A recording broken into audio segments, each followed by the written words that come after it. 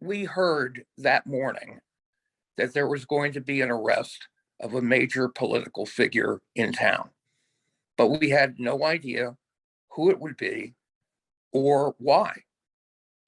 So as the day went along, another person on the staff learned that the arrest was going to be a federal arrest.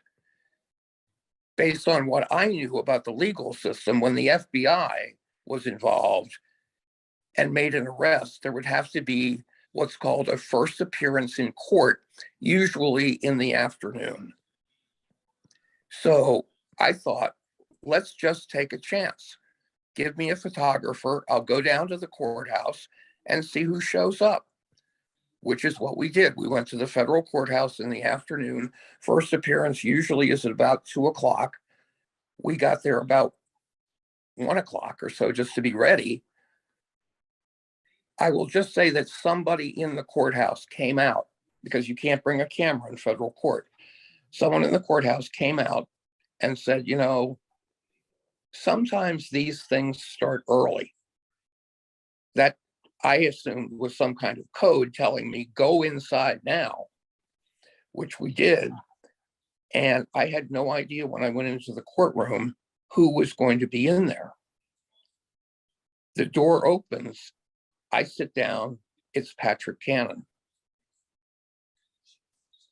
The court hearing is just about over. The judge tells him, we're going to release you on bond, but we're going to take your passport and that sort of thing. And it was over. He was bond. I went running outside to tell the photographer to get ready. And there's only one way in and out of that courtroom. So I knew he had to come out the door. He came out the door, and I immediately walked over to him with the camera. And he knew I was filming, obviously. And I asked him, what is your reaction to being charged?